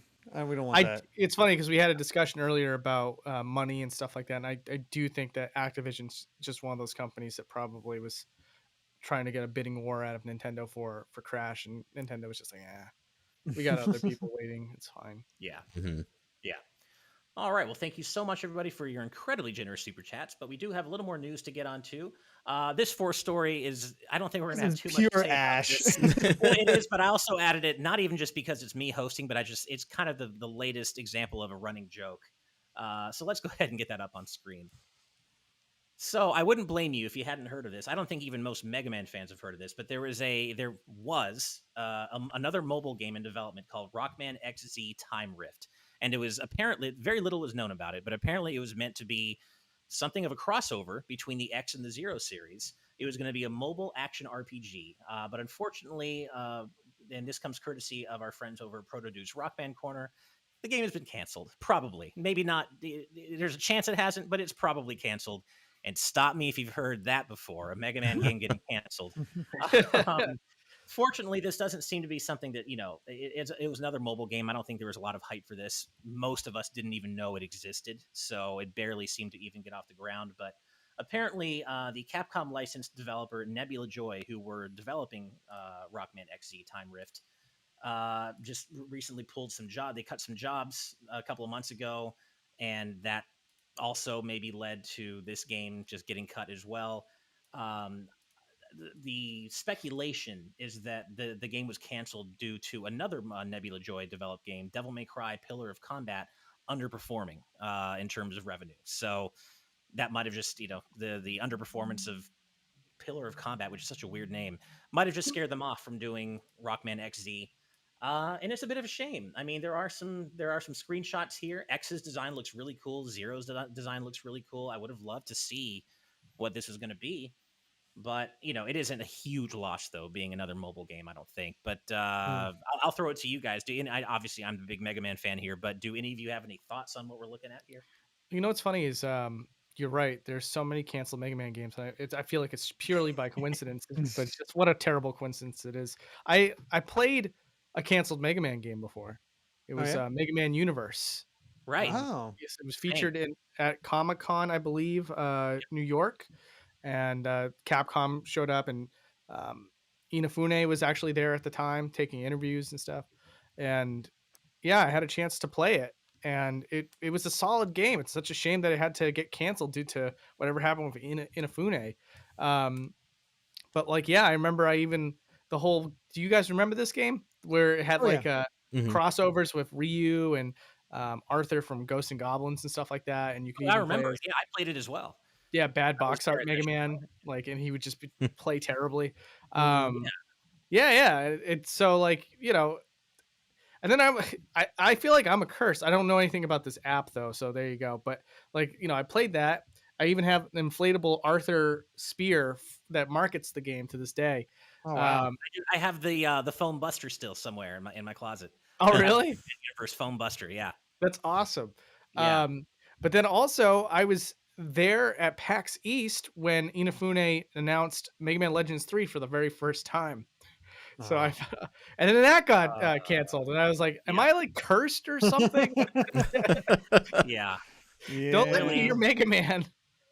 It's really a damn shame, and I do love the idea of what this could have been. I mean, this could have been a crossover between the X and Zero series, and maybe it would have shown, in an actual game, the events that transpire between X and Zero. We only have that in a lore sense right now. We don't have any games showing like the L4s and such, and maybe that's I what don't this know if would they have would been. do. I don't know if Who they would show knows? that. Yeah, I don't know. I mean, who knows what this would have been? It might have been just a non-canon type thing like Rockman X Dive is. Yeah, who knows? It's a bit of a shame. I don't think there's too much to say about this, but I'd want to talk about it because it's Mega Man, and it's just kind of a funny running gag that there wasn't really any other more important news to go over. It didn't seem like today, so at least in terms of a fifth story or fourth story. So yeah, it is what it is. It's a shame, but come on, like, can we just get where's the Battle Network collection? Where's X9? Can we just get something new? 11 was great, and it sold really well. Capcom, what's going on? Let's get a new Mega Man game, please. Yeah. But yeah, I think that's all there really is to say about that.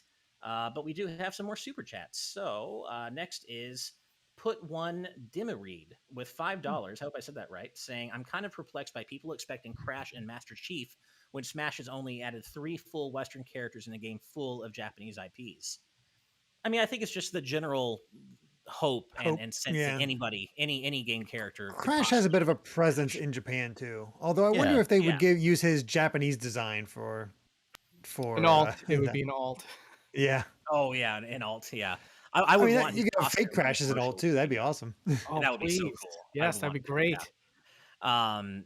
great. And Master Chief is huge, and Steve got in, so I just feel like there's really nothing wrong with expecting really big deal Western characters to get in either, regardless of their actual chances. So I mean, this Little is Mac is a Japanese IP, but Japanese people don't even know Little Mac that well. Yeah, they don't Because really care about Little Mac. right. yeah, True. it's like that was a Japanese character, but it was targeted to Western audiences. Yeah, because Yeah. there's a lot more demand for him from the West. Yeah, I'm so happy Yeah. you got him. me too. Yeah. Oh, this is great. Mega Conrad with $9.99. Thank you so much. Saying when Sora said Cloud and Sephiroth went somewhere to fight a great battle in Kingdom Hearts 2, he was talking about Smash, and then he joined them there 15 years later. Nomura had this planned all along. That's going in my head canon. I want to believe Yeah. that's true. I love that. Thank you so much, Mega Conrad. Calamity 513 with $2. Black Panther versus Wolverine. You choose. I'm gonna go with Wolverine on this one. Yeah. I I think don't it's actually gotta know be- enough about Wolverine to answer. I mean, To be You honest, don't know enough about Wolverine? I Is that what you don't. I said? know more about Black Panther than Wolverine. I've never actually Wow. watched any of the movies or read the comics. the vibranium makes it definitely even, a little bit more even, but I still think that Wolverine's healing factor helps a lot. Like And the I read a adamantine comic where he claws, literally got almost all of his everything blown off, his down into skeleton. And he still Exactly. reformed. Yeah. So Like Black Panther's super tough, of course, and no disrespect to Black Panther, but I just think Wolverine, he's got that healing factor, the adamantium skeleton. I just think he's got more durability. He can just last longer and regenerate pretty much endlessly. yeah, Next is $9.99 from Hustlebun saying, I know I'm not the first to suggest her, but Sarah Key is the Kingdom Hearts Twitch streamer and would be a lovely guest. Ash, I recommend watching the YouTube vids of her playing FF6 and Chrono. Tears. Okay, cool. I've heard of Sarah Key, and I saw her reaction when I was looking through on YouTube, but I haven't watched it yet. I wanted to check it out though, because I think I saw her hugging a Keyblade. I'm like, oh, that's a hardcore fan right there. So awesome. Thank you for the suggestion, Hustlebun. Next is $5 from Pyro Jack Daniel saying, I feel like the OLED dock being 4K 60 FPS ready, Nintendo will start selling dockless Switches in the future. It's possible. maybe. Yeah, that's definitely possible. Who knows? But thank you, Pyro Jack Daniel. Next is $2 more Canadian dollars from Bongo Lover saying, I love you guys too. Good vibes and yogurt. Yes, indeed. Good vibes and yogurt. Mr. L with £1 and 79 pence saying, apologies, badly thought out joke. Well, that's okay. No. I figured that was the case, and I figured it was just a poor choice of words. And so I didn't assume that you were trying to be inappropriate, but I just wasn't sure. I just didn't think it was right to read it out. But seriously, don't worry about it. I figured it was just badly worded. So all good. Thank you so much, Mr. L. And then scrolling down, next is $2 more from Calamity 513. Amy Rose from Sonic versus Harley Quinn from Batman. You choose. Amy's Harley got Quinn? that Pico hammer, man. She's got that Harley hammer. Quinn has a hammer too. Yeah, Oh, Harley, that's true. Shit, Harley she has a does. hammer, and honestly, she's willing to go further than Amy. So That's mostly Yeah. where I'm coming from. You're right. She's willing to she's willing to kill essentially. I feel So, bad yeah, for my Amy in bad. that matchup. My bad. I forgot that she also has a hammer. It's Harley Quinn. I completely agree with you guys. All right, last one for now, and then we'll move on to the final news story. Sean Horace with $5 saying, random thought. I hope Lappy's appearance in the Bayonetta 3 trailer means we're getting an Astral Chain sequel. That's all. Love you guys. I know a lot of people want that to be the case. I still need to play Astral Chain. I have it. I just haven't played it. But yeah, I know some people thought that the Bayonetta 3 trailer actually was Astral Chain 2 before it turned out to be Bayonetta 3. So here's hoping, Astral Chain fans get what they want, because I know it's a really beloved game. So yeah. And thank you so much for the super chat. All right, time to move on to our final news story. This is great. We've been talking about Smash today, and we're going to end with talking about Nickelodeon All-Star Brawl and a data mine that is hinting at some potential future characters. So let's get that up on screen. So we've talked a lot about Nick All-Star Brawl on TNT. It's a game I think we're all pretty excited for in its own way. As we know, I'm hearing good things. As we know, the full roster, the game is out. The full roster is 20 characters strong, but we're getting 2 characters post-launch as well as DLC in the future. But as always, a data mine has occurred that is providing potential hints at who some of these characters could be. Now, of course, it has to be said, nothing is confirmed here. This doesn't necessarily confirm anything, but there are reasons to believe that a couple of characters in particular are going to come to the game. And those two characters are Garfield and Shredder, which I never thought I would say those two names in the same sentence ever. I love that. Freaking But Garfield of all things. I know. So, yeah. So this comes from Tech Raptor, by the way, and so there's a lot to go through here. But the most important part of this leak or of this data mine does concern Garfield and Shredder from Ninja Turtles, and found in the game's data was a screenshot of an image of Garfield's stage, or a screenshot depicting a Garfield stage, and as well as a placeholder image for Garfield himself. And then there's another screenshot depicting artwork of Shredder. Although Tech Raptor does point out that he's been giving a funny code name of Cheese, as in Cheese Shredder, which is pretty Shredder. great. Nice. Yeah, geez, I have one of those. Yeah. And I gotta say it, I love that. Of course, just like the other Ninja Turtles characters in All-Star Brawl, it's the '80s cartoon version of Shredder, and Yes. this is so cool. I hope this is true. Garfield and Shredder, especially for me, would be pretty damn cool. So I kind of love both those picks because of just the ridiculousness of them. Getting Such a pair. getting Shredder, having a villain in there is pretty great. Garfield, I mean, who doesn't want to beat the heck out of Garfield? So, Exactly. I'm just trying to imagine what Garfield's move set would be. First of all, lasagna. it's Boss because lasagna, I the guess? biggest shock to me is finding out that Nickelodeon owns Garfield. I didn't know. I know. that. I think they just I don't got the think I knew license. that I'm seeing either. in the patron chat. So, yeah. Actually, there's a bit more here. Saying there in is. this article, evidence pointing towards 8 more characters being fairly safe bets for inclusion in the future. Announcer voice line recording suggests that Avatar's Zuko, Rugrats' Tommy Pickles, SpongeBob's Mr. Krabs, and Plankton are up. And there's placeholder announcer audio clips listings for Donatello, 2 more members of the Wild Thornberry family, and Cindy Vortex from Jimmy Neutron. So, Right.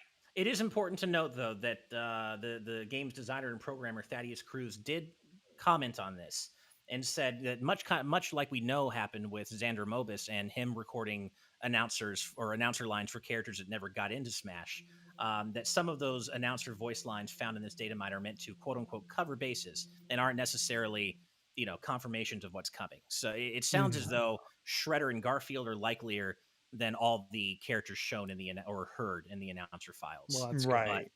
But who knows? I can't imagine Tommy getting in. They would not have you beat up a baby. I assume that's why he already wasn't got- in the game already. I know why it's Reptar Yeah. instead of any of the babies. I already got I raked guess- over the coal for that. I thought it was fine since it was a cartoon, and the babies go through much worse shit in the actual show Rugrats than anything in this Somebody game. actually Have you punching seen in that the first movie? Oh, that show gets so dark. It does, but at least there's nobody actually punching them. They mean, almost that's get true. eaten That's by a true. wolf Yeah. in the first movie after being lost in the woods for like a week. Oh, that's true. I forgot It's about super that. dark. Yeah, and then Cobra points out they could use the all grown up version of Tommy, but nobody cares I about wouldn't that. want version. that. Right. Yeah. Give me yeah. Chucky and put him in the Reptar kaiju suit from the second movie. Actually, that is a good point. Use the Reptar stuff. I mean, it's kind of a Reptar clone, but whatever. You have the babies in it. And... Yeah, I don't see a problem. I mean, they're just cartoon characters at the end of the day. I don't think anyone puts any like stock or thought into the fact that it's like, oh my god, Tommy's a baby. At least Baby's not got to for- do what a baby's got to do.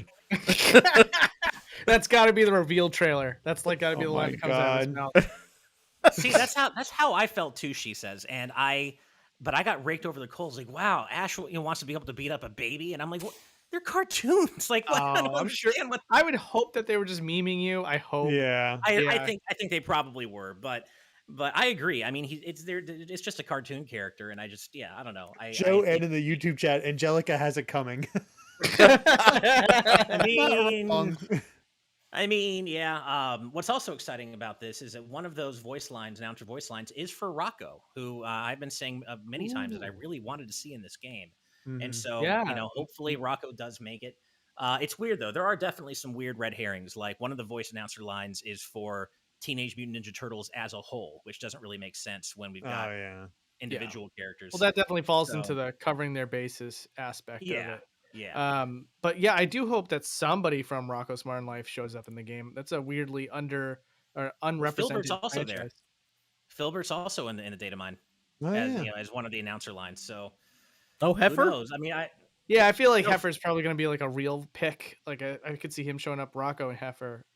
yeah, Heifer makes Hmm. more sense than Filbert. I think. I Yeah. don't know why Yeah, they would Filbert was the put Filbert turtle in guy, right? before. If I remember Yeah. correctly. Hmm. He's like, But- I'm nauseous. That Oh, guy. that's really That's good. really Yeah, good. really good. Nice. I am a huge Rocco fan, and I really hope Rocco himself makes it into this game. I But want at the very least, I want Ickis and Crumb. Oh yeah, yeah. that would be Yeah. cool. That would be cool. I still want. I'm still holding out hope for the Angry Beavers. Ooh, Oh, that would be yeah. nice. That would That's be so nice. underappreciated. It Or really is. the character or any of the characters from Kablam, I would take. Oh yeah. A lot of people wow. point out Jenny from My Life is a Teenage Robot. Another great pick. Oh, Mhm. It's going to be interesting if Shredder and Garfield are real. It's interesting that we're going to have. Well, Ninja Turtles is going to be the most represented franchise in All-Star Brawl at that point, with 4 characters, even above Avatar, which would have 3 at that time. But it's just so weird how we got 4 TMNT characters, but it's not the 4 turtles, and there's nothing wrong with that. It's cool that it's 2 of the turtles and April and Shredder. That's actually a great twist. But it's always going to feel weird not to have the other 2 turtles. It's just You know, like, It You know it what's is great? odd. It's funny because you know, it works out great for me. Those are my 2 favorite turtles. But I know that There you Mikey, go. I do nice. concede that it is weird that there isn't all the turtles because at any given time I have this conversation with people. There's always a person in the group that likes Donnie and Raph. Like so, Donnie. That's me, and not just because of There my you dad. go. Everybody, What but that were is you me. with- you Donnie were and Raph are Donnie? my favorites. I love Donnie. Donnie's my favorite. Yeah, Donnie's It's all Donnie's about my the bow favorite. staff. That's why I love Donnie. Yeah. I Oh, okay. love those staff users. Yeah. See, there's like I was a very simple man when it came back to deciding who my favorite turtles were. First, I didn't like the color purple, and I didn't like that Donatello was a nerd. Don't look It's at my like- room. You're a nerd, and yet you're hanging out with all of us now. I know, She- and then I she ended up says being Homer- one. This was the Homer in that one clip is just going out nerd. Yeah. No, So- but no, of course, my opinions changed more as an adult. I ended up liking all the turtles, of course, Right. but still, as a little kid, I was like, "What a nerd!" And so I liked Leo best because he was like blue swords. Uh-huh. Yep. Yeah. Two What swords, What was it in about fact. Raphael that you That's didn't like? I'm right. curious. What's that? So when you were a kid, you didn't like Donatello because he was a nerd. What was it about Raphael that you didn't like at the time? He was hot-headed. He was the rebel. and and just red. Rebels not cool. Only in the Rebel. movie, but yeah, the original cartoon. Yeah, he's they were all basically just a- goofballs in the cartoon. Yeah. Yeah, that's true. Yeah. Yeah, but it really, I mean, you can't go wrong. I say Leonardo's my least favorite turtle, and that is true, but at the same time, that just means I love him the least. I love all the turtles, so it's not as though I actually dislike any of them. Yeah. And that'd be kind of amazing if it was just only Raphael was the one from the original TMNT. Just get some of his know, right? lines from that movie in there. That'd be wonderful. But also, I know. You gotta know what a crumpet is to know what cricket is, or something like that. Oh, Jose Canseco Bat? Tell me you didn't pay money for this. I love that movie so much. It's so holds good. up. It totally holds up. Oh, It really does. It does. So, here's one thing I learned from this conversation. We're going to have no problem with picking our characters when the Ninja Turtles game comes out. Oh no, not at all. Oh Yeah. no. Oh Especially no. now that they just got in fine. April. I might go April. That's I know, I true. mean, Yeah, I I can't wait to completely play them forgot all. that she's in the game. You just Yeah, got to it's give all- me And you know Casey they're gonna be Jones. more. Casey Jones, yeah. Just give me Yeah. Casey I think Jones. Splinter's going to be playable. Based on that animated, Splinter Hell would be yes. really tempting. I think Splinter's going to be playable. I cannot wait to play that with you guys. I cannot wait. It's going to be great. It's going to be Mhm. so hype. Well, that does bring us to the end of our news for the day. But before we end, I do have a piece of breaking news. Ooh. We got a new executive producer today during the Wow. show. Thank you for letting us know on the live audience chat, Steve. David Howard, welcome to the EP squad. Thank you so much for joining us, for supporting us on Patreon, and your name will be read out today in just a few minutes, actually.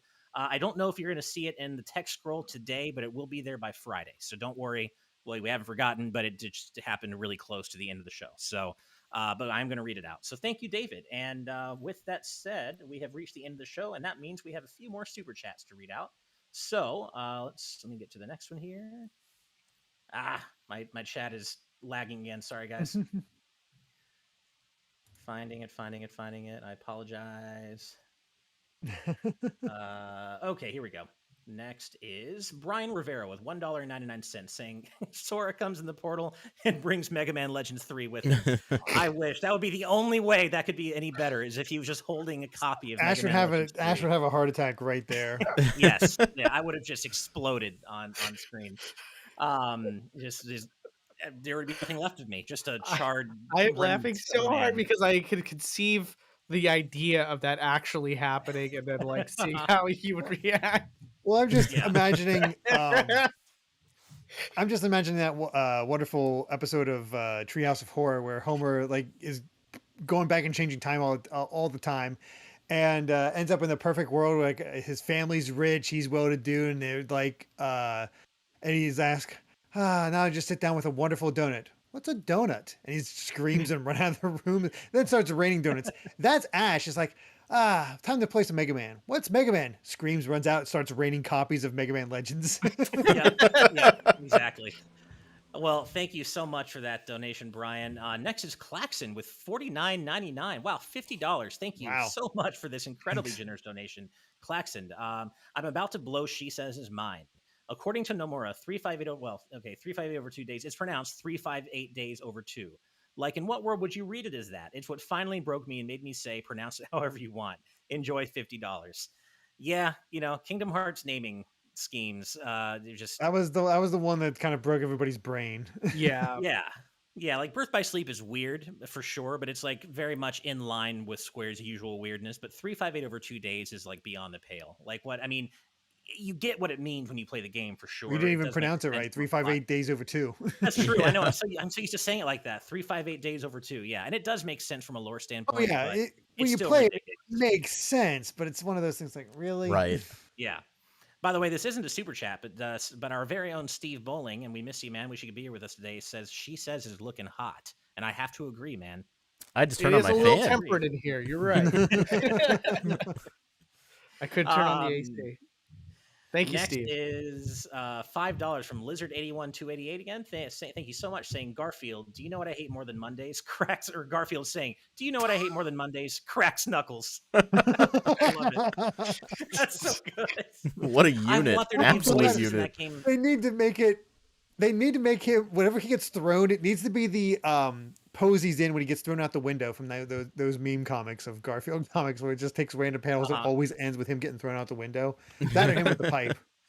And this just like underscores how there needs to be voice acting or at least voice clips for these characters in this game. I really do hope they add voices. That would the mods for that have already started coming out on PC. Oh, have they? I saw one on Twitter today. Nice. Yeah, that's so good. See, that's a very delicate thing because I feel like if you just throw in any little old like voice from the show, it'll get very grating very fast. Like if they just constantly whip out phrases. So I'm interested in checking out those mods and seeing if they were conscious of that when making them. It's very early though. It's like day 2, right? Yeah. So I can see somebody preparing though, just finding out like grunts and stuff that they could make work. Yes. Yeah. That's what I would like to see. Mostly grunts, and then maybe for like a taunt or something, you get them to say something. But, yeah, I think I would most just want like grunts and yelps and just things that make them feel like the true character, just not silent. Right. But I agree, you don't want the same special move name being called out over and over. Oh God, no, for sure. Yeah, right. We've seen what happens with Ness and Lucas mains with PK fire, PK free, PK free. Yeah, guilty as charged, by the way. Bongo Lover with $2 Canadian saying, where's Hugh Neutron? Send him to the Shadow Realm. Yeah, there are a lot of characters people want to see in this game, and I'm glad that we have this to look forward to in terms of like character announcement hype. Not quite the same level as Smash, but it'll be fun to kind of keep that train going in a different way. So yeah. Next is Zach Brikowski with $4.99 saying, we need Timmy Turner and Jimmy Neutron. As I was saying, so many characters people want to see in this game. And Zach, thank you very much. And I don't recognize your name, so thank you for hanging out with us today, and really appreciate having you here. Thank you. All right, next is Mark Jacobs with $4.99 saying, "Hey guys, hope you guys are doing well. Honestly, Ren and Stimpy was surprising to me considering their adult reboot made them taboo. I don't think I knew that. I I don't think it think was I on even knew it Yeah. was a reboot. TV a while ago where it wasn't. It Their was not very good. their Oh, yeah, creator's okay. also fairly problematic, but that's a But he whole has other no issue. connect. I think they've fairly well wrestled the IP away from him at this point. They have, So yeah. Yeah. That's good. Okay, that's good at least. Then that makes me feel better about He was that. actually kicked off the show very early into the show's run. It was like he was Well, once and- season 1 was done, he was kicked off. Yeah, I've also heard that the other guy that was part of the show, the other kind of not co-creator, but the guy who kind of ran it, was really where all the gems came from. It was kind of his Oh, baby really? that made it actually good. Gotcha. All right. Well, this is what a nice super chat to end off on. Our last one here, Purity Chalice with $1.99 saying, "Just wanted to say hey to all you handsome blokes." Well, thank you very much for the compliment. Hey, right back to you. Brandon. And yeah, thank you so much, Purity Chalice, and everybody for your incredibly generous donations. But with that, we are at the end of episode 143 of today's News Tonight. Thank you all so much for hanging out with us. But as always, before we head out, she says, "I'm pretty sure our entire audience knows exactly where to find you on the internet, but just in case, tell them where we can find you, man." Okay, YouTube search Boundary Break, and then a good chance type in a favorite game of yours, and I probably covered it. So all I do is I look at out of bounds content. It's completely dedicated to looking at out of bounds content in one particular game with each video. So if you like Kingdom Hearts, for example, there's a Kingdom Hearts 2 episode. Go check it Nice. out. It's a pretty Nice. good one. Hell yeah. And I still want to cover the rest of the Mega Man games with you, man, or the first few X games or something. I still want to do a follow-up episode for sure. Yeah, no, I would That love was to. a lot of fun. Awesome. Well, dude, she says, "Thank you so much. You're obviously one of our, best friend of the channel. We love you, man. Thank you so much for being here. Can't wait to have you back again." Yeah, I would love to come back, and thank you for having me once again. And quick question: Are you any of you guys going to any cons in the near future? Is that No, on the table? unfortunately not. It's No? hard to find babysitters for Kai at the moment. Yeah. Oh, okay. It depends on what you consider the near future, but I will be at MagFest. My wife and I both will be at MagFest. I Ooh. can't wait. I've been so waiting for MagFest to come back with the pandemic. It's my favorite show. It's my vacation con. So, and I think you're going to be there as well, right, man? You know what? I gotta make some phone calls and see if I can show up as a guest. I don't know who to reach out to now at this point, but I'll try. Cool. Either way, I think I'm just gonna go because it's an amazing con. Oh, it's so much Yeah. fun. Yeah. Like, So, yeah. So I'll be TMG at is MagFest. tempting, but it's also like Metroid Dread weekend, and I know. Yeah. It hurts. Yeah. It's okay. Yeah. It's all right. I And can I wait a think little we bit are- longer. I know that we're tentatively planning. We're going to be at PAX East. We're planning to be, we were at PAX West. We're planning to do PAX East 2022. I think that's March 3rd through 6th. So Yes. I think we're all planning to be there. I don't want to speak for Derek because I know, he's got his baby to take care of, but I'm pretty sure that I know I will be there. I we'll think Steve's planning see on what going. happens. Brandon, I I will think be a he's planning full-grown as well. adult by then. It's fine. I'll be yeah. there if, assuming nothing catastrophic happens. Right. Right. Cool. I'll probably go there too, just so I can hang out with friends and relatives and stuff like that once I'm down there. So yeah, Cool. we can at least meet there. But MagFest sounds great too. And anyways, I'm holding you guys up. Thanks for having me. And No worries, man. and yeah, by any means, call me on anytime. I love talking to you guys. So Absolutely. Awesome. uh, Well, we'll you guys have a definitely great you back night. for sure. and I gotta go use Yeah. the bathroom. So Oh, well, Fair enough. we just got to read the EP, so that's all good. all right, Yeah, take we're care, just gonna read guys. our EPs out. Later, dude. Thank you. All right. Well, that really does bring us to the end of the show. And yeah, thank you all so much for hanging out with us. We love you all. Just for hanging out with us. You're amazingly generous super chats. You're all awesome. But as always, we do have to give a special thank you to all of our patrons at the producer tier and above for helping to make today's News Tonight happen, because without you, it would not be happening. And we love doing this 3 times a week with you. So thank you so much. But as usual, we always also have to give an extra special, incredible thank you to all of our patrons at the executive producer tier and above. And those fine, wonderful, amazing, incredible folks include Jared Edinger, Brandon Bovia, Rob Arman X, Etiono Ben, Dan and Twistle, Dennis J, Z Patty, Hyrule Hermit, Sky Blue Flames, Adam O'Sullivan, Octopuppet, Richard Herrera, Michael Phone, The D-Pad, Vesmio, Waffle King, Kitty Kong Fax, Angel Martinez, Vedran Hotik, 112, John, Joshua Hunter, Evernight Studio, Benny Yao, Azran127, Pagrima, Kinrule09, Jake Pelka, Geller, Joseph Rutkin, Titus Malvolio, Geeky Griffin, Lucky Wonderfish, Kyle, Top Dog 23100, happy birthday again, by the way, Young Ben Kenobi, Doug Shomix, Andrew Medeiros,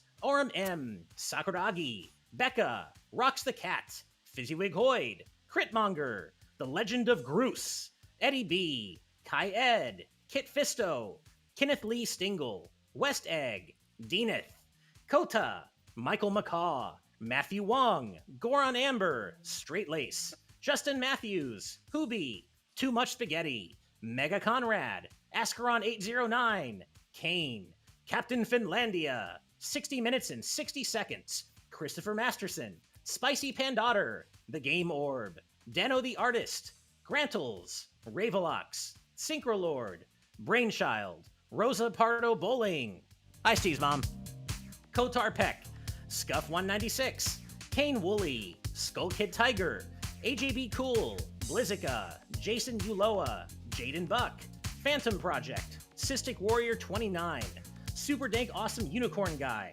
Darik, Nathan the Voice Actor, Chibi J, Bongo Lover, Mumbling Yeti, Cameron Sharp, Fangs, Dinner Sonic, Freyhem, Mason Riley, Keel, Santi the Person, Ditto M, Sci-Fi Lullabies, Brooke by the Bay, Brendan Hesse, Darksteel01, Kilomox, Super Game Dude 101, Stag Nasty. Like, that name always gets me, I'm sorry.